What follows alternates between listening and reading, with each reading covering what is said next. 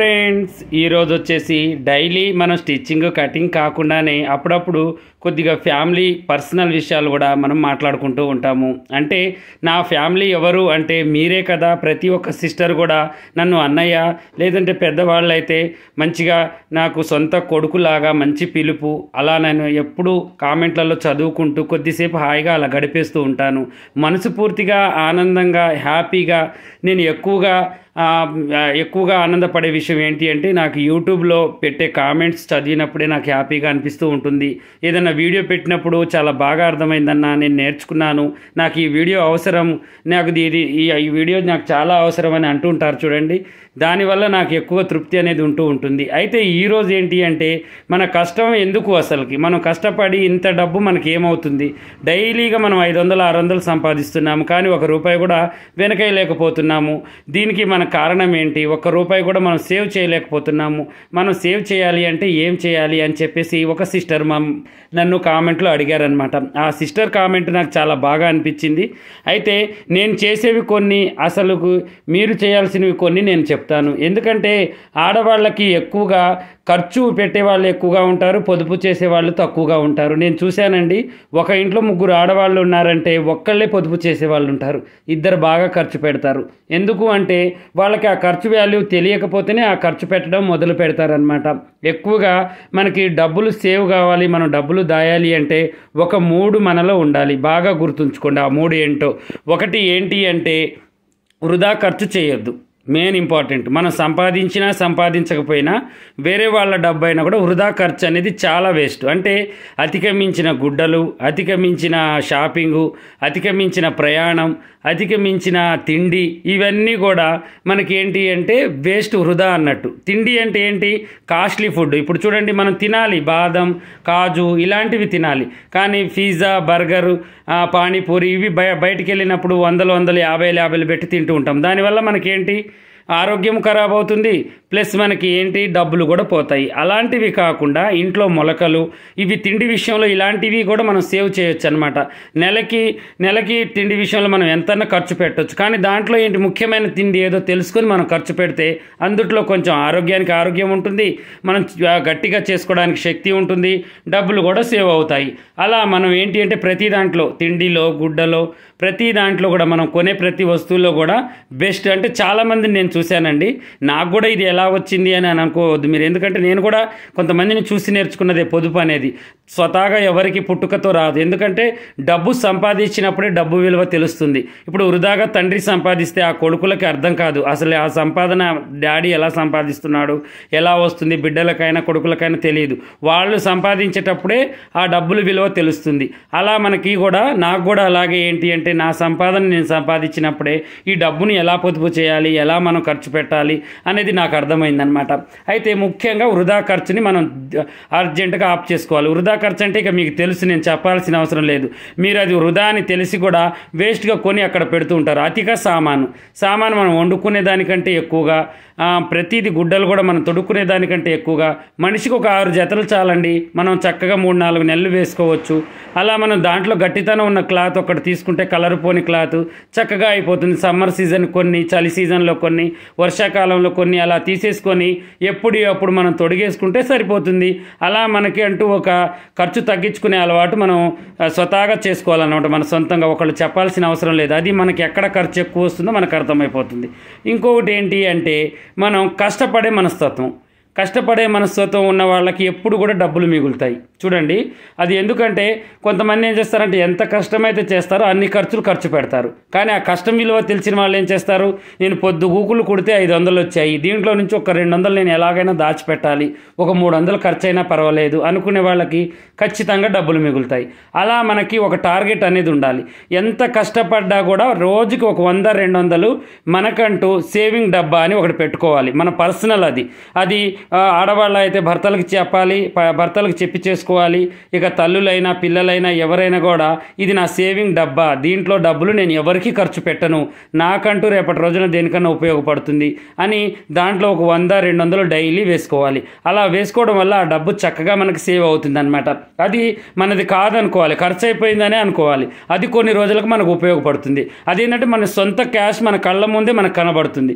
అలా కాకుండా చిట్టీలు, పొదుపులు మనం ఏంటి అంటే ఈ కట్టిన తర్వాత అవి ఎత్తుకోకుండా ఉండాలి. నమ్మకస్తుల దగ్గర మనం కట్టాలి, అవి ఎత్తుకోకుండా అవి మనవి కాదు అని చెప్పేసి అవి ఎత్తుకున్న తర్వాత బంగారమో లేకపోతే ఏదన్నా చిన్నగా మన ప్రాపర్టీ మనం సంపాదించుకునేటట్టు ఉండాలి. అది పిల్లలైనా తల్లులైనా తండ్రులైనా మనకంటూ సొంతంగా కొన్ని ఉండాలన్నమాట. డబ్బు రూపంలోనే కొన్ని ఉంచుకుంటే చాలా బాగుంటుంది.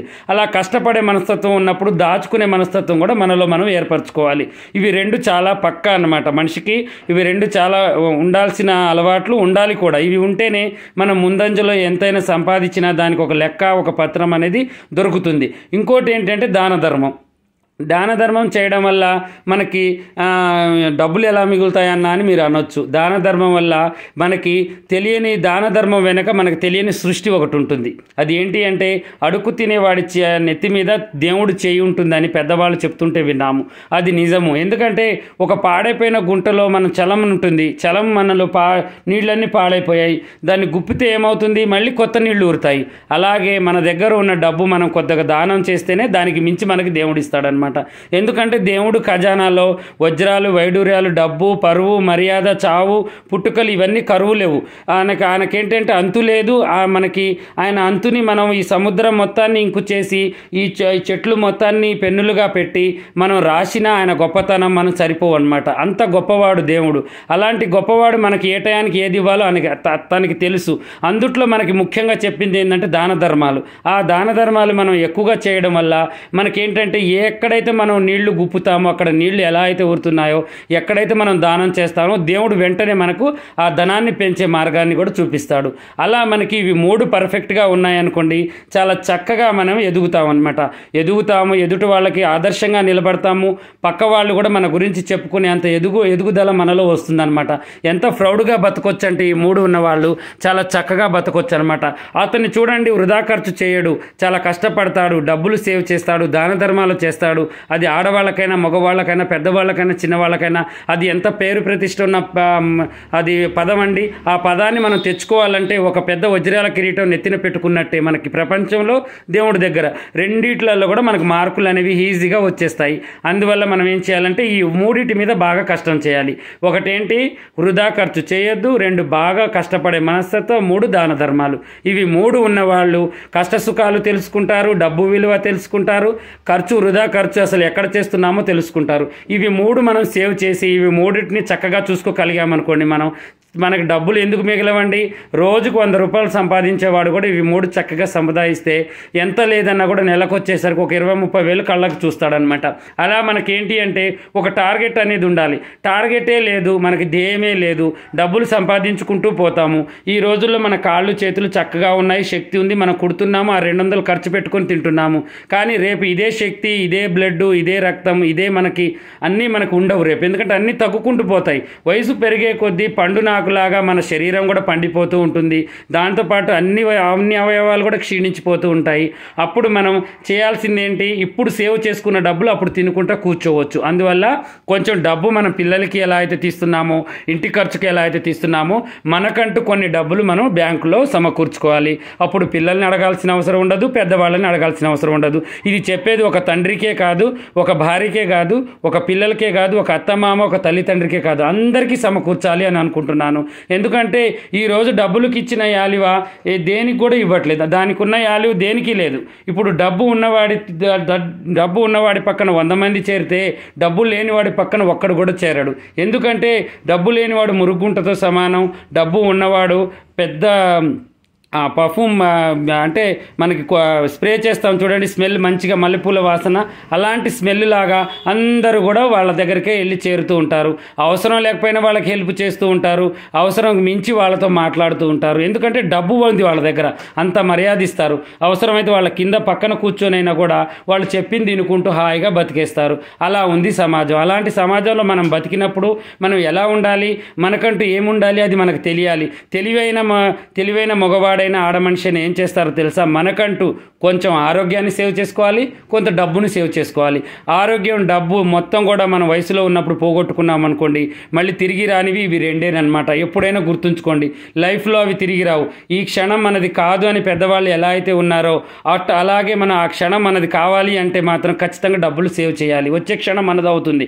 అలా మనం ఏం చేయాలంటే ₹1 సంపాదించి చక్కగా ఒకళ్ళ ముందు చేయిచాచకుండా ఈజీగా మనమే వాళ్ళకి ఇచ్చి బతికించేటట్టుగా మనం వీలు చేసుకోవాలన్నమాట. అలా చేసుకుంటే మనకి ఈజీగా అన్నీ కూడా సమకూర్చిన వాళ్ళం మనమే అవుతాము. వేరే వాళ్ళకి ఇచ్చే ఛాన్స్ ఉండదు, ఒకరితో మాట పడాల్సిన అవసరం ఉండదు. అందువల్ల నేను చెప్పిన ఈ 3 కూడా మీరు చేస్తారని మనస్ఫూర్తిగా నా సొంత చెల్లెలకి ఎలా అయితే చెప్పానో అలాగే చెప్పానో ఈ 3 నేను తరచూ పాటిస్తానండి. పొదుపు చేస్తాను, వృధా ఖర్చులు ఆపుకుంటాను, దాన ధర్మాలు కూడా చేస్తాను. ఇవి చాలా గొప్ప విషయాలు, నేను చాలా ప్రౌడ్గా చెప్పుకుంటున్నాను. ఎందుకంటే నేను చేస్తున్నాను కాబట్టి నేను మీకు చెప్పగలుగుతున్నాను. అలాగే మీరు చేసి ఇంకొక నలుగురికి చెప్పారనుకోండి, ఈ మంచి అనేది అందరికీ పంచడం వల్ల మనకేంటంటే డబ్బు కన్నా ఫాస్ట్గా అందరూ కూడా సేవ్ అవుతూ ఉంటారు. ఓకేనా? ఇలాగే మరిన్ని మంచి మంచి వీడియోస్ కోసం మా ఛానల్ చూడండి. కొత్తగా చూసే వాళ్ళు సబ్స్క్రైబ్ చేసుకోండి. పాత వాళ్ళైనా కొత్త వాళ్ళైనా మీకు ఏదైనా డౌట్ ఉంటే కామెంట్లో ఖచ్చితంగా అడగండి.